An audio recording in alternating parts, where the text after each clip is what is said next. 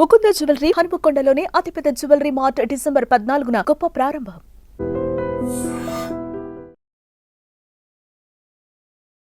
తెలంగాణ రాష్ట్ర సర్కార్ సీరియస్ గానే రైతు బంధు ఆర్ ఇప్పుడు వచ్చినటువంటి సర్కార్ రైతు బంధును కాస్త రైతు భరోసాగా మార్చిన పరిస్థితి మనందరికీ తెలుసు. అండ్ రైతులు కూడా చాలా వరకు ఎదురు చూస్తున్నారు.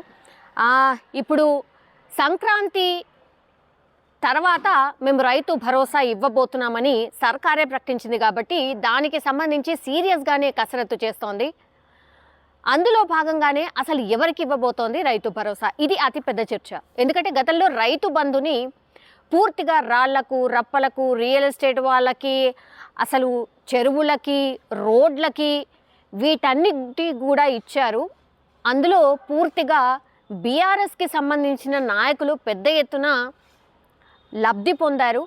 అండ్ దీనివల్ల రాష్ట్ర సర్కార్ మీద భారం ఎంత పడింది అంటే 2018 నుంచి 2024 వరకు, అంటే వీళ్ళు కాంగ్రెస్ సర్కారు వచ్చేంత వరకు ఎంత భారం పడింది అని అంటే 25,000 కోట్ల రూపాయల భారం రాష్ట్ర సర్కార్ మీద పడింది. దీన్ని కరెక్ట్ చేయాల్సిందే. నిజమైన లబ్ధిదారులు ఎవరు, నిజమైన రైతులు ఎవరు అనేది గుర్తించి పూర్తిగా రైతులకు మాత్రమే రైతు భరోసా ఇవ్వాల్సిందే అని రాష్ట్ర సర్కార్, ఇప్పుడున్న రాష్ట్ర సర్కార్ దృఢ నిశ్చయంతో ఒక నిర్ణయం తీసుకొని దానికి సంబంధించి నియమ నిబంధనలు ఏముండాలి అనేసి సీరియస్గా అయితే ఒక స్ట్రక్చర్ని రూపొందిస్తోంది. ఏ రైతుకి రైతు భరోసా ఇవ్వాలి అనేది కూడా ఒక కసరత్తు చేస్తోంది. సో నేను ఇంతకుముందు చెప్పినట్టుగా రియల్ ఎస్టేట్ వెంచర్స్ కావచ్చు, రోడ్లు కావచ్చు, కొండలకు కావచ్చు, రైతు బంధు ఇప్పటి వరకు ఇచ్చారు. అంటే గత సర్కార్ ఇచ్చింది. దానివల్ల రాష్ట్ర సర్కార్ మీద భారం 25,672 కోట్లు అని ఒక అంచనాకైతే రాష్ట్ర సర్కార్ వచ్చింది. సో సంవత్సరానికి ఎంత అవుతుంది? దీన్ని బట్టి 4,000 కోట్ల రూపాయలు దీనికి అవుతుంది అని ఒక అంచనాకైతే రాష్ట్ర సర్కార్ వచ్చింది. సో దీన్ని బేస్ చేసుకొని ఎప్పుడైతే రైతు భరోసా మీద కసరత్తు స్టార్ట్ చేసిందో, అధికారులు ఇచ్చిన ఇన్ఫర్మేషన్ కావచ్చు, స్థానికంగా ఉన్నటువంటి ఎమ్మెల్యేలు ఇచ్చిన ఇన్ఫర్మేషన్ కావచ్చు, వీటన్నిటిని కూడా మేధావులు ఇచ్చినటువంటి ఇన్ఫర్మేషన్ కావచ్చు, వీటన్నిటిని కూడా బేస్ చేసుకొని రాష్ట్ర సర్కార్ ఒక సీరియస్ కసరత్తు అయితే చేస్తున్న సిచ్యువేషన్ కనిపిస్తోంది. అంటే ఎన్ని ఎకరాల వరకు రైతు భరోసా ఇవ్వాలి?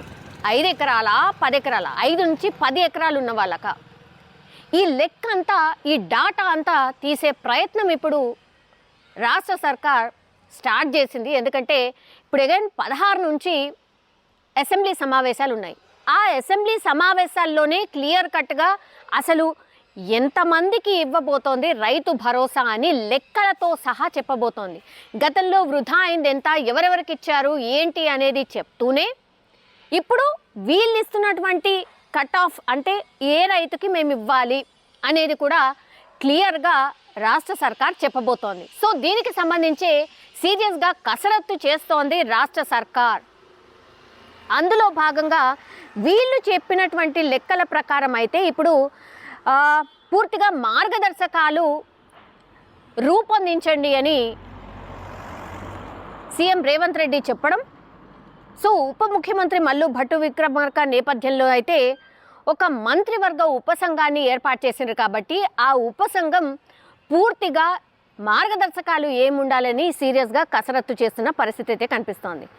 సో ఒకవేళ సీలింగ్ పెడితే డెఫినెట్లీ అగైన్ బీఆర్ఎస్ కావచ్చు, లేదంటే బీజేపీ కావచ్చు, రాజకీయంగా ఏదైనా దీన్ని కూడా మీ వైఫల్యమనో లేకపోతే లెక్క తప్పనో ఇది చెప్పే అవకాశం ఉంటుంది. అందుకని క్లియర్ కట్గా లెక్కలతో సహా ఎవరికి ఇవ్వబోతున్నాం, గతంలో ఎవరెవరికి ఇచ్చారు, ఏవేవి తీసేశారు అనేది క్లియర్ కట్గా ఉపసంఘం ఇప్పుడు లెక్కలతో సహా ఆ నివేదికను అందించబోతోంది. ఆ నివేదికనే ఇప్పుడు వచ్చే అసెంబ్లీ సమావేశాల్లో రాష్ట్ర సర్కార్ ప్రవేశపెట్టబోతోంది.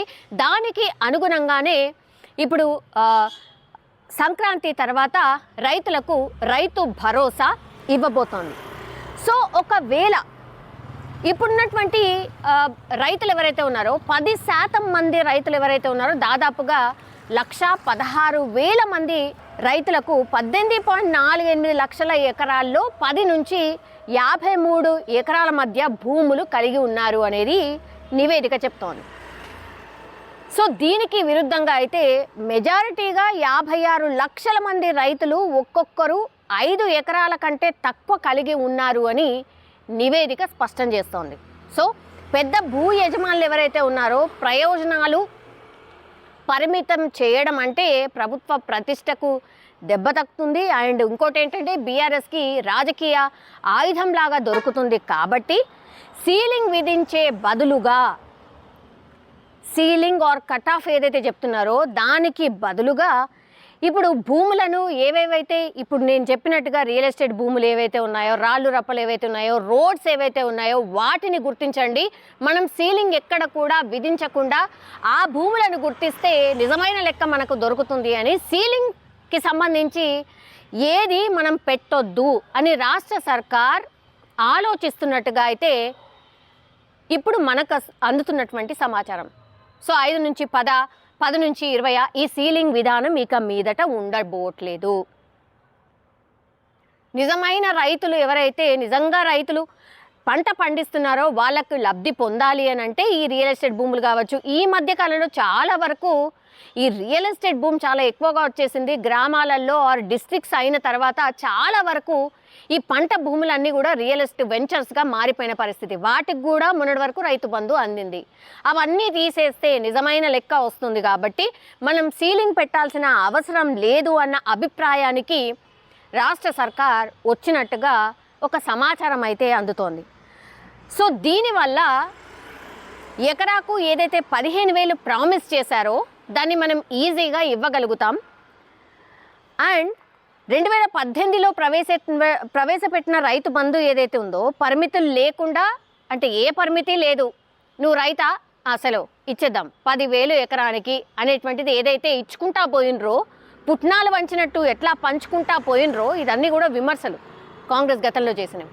సో అట్లా కాకుండా ప్రభుత్వం మీద ఉన్నటువంటి భారాన్ని తగ్గించుకోవచ్చు. ఈ భూములన్నీ గుర్తిస్తే ఏవైతే రాళ్ళు రప్పలు రియల్ ఎస్టేట్ ఉన్నాయో అవన్నిటిని తీసేస్తే నిజమైన లబ్ధిదారులు ఆ రైతుల లెక్క తేలుతుంది. కాబట్టి దీని మీద కసరత్తు సీరియస్గా చేయండి అనేటువంటి క్లియర్ కట్ ఆదేశం అయితే ఇప్పుడు ఉపసంఘానికి అండ్ దానికి సంబంధించే అధికారులు కూడా పూర్తిగా సీరియస్గా కసరత్తు చేస్తున్నట్టుగా మనకున్నటువంటి inner information. So cut off ఏం ఉండట్లేదు.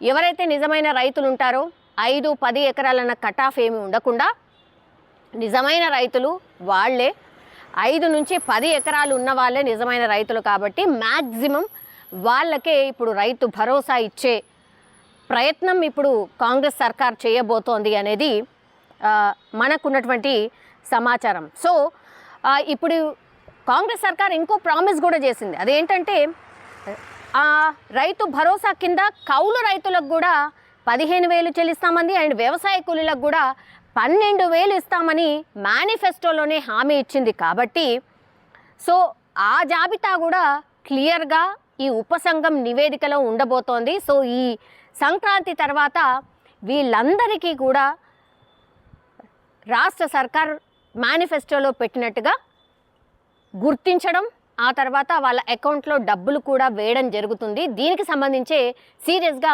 మార్గదర్శకాలు రూపొందిస్తున్నట్టుగా అయితే మనకున్నటువంటి సమాచారం. సో అసెంబ్లీ సమావేశాల్లో ఈ నివేదికను పెట్టి నిజమైన రైతులు ఎవరు తేల్చేది, ఆ లెక్క చెప్పేది అసెంబ్లీ సమావేశాల్లో స్పష్టంగా సీఎం రేవంత్ రెడ్డి అక్కడి నుంచే ఒక ప్రకటన ఆర్ మార్గదర్శకాలు ఇవ్వబోతున్నారు.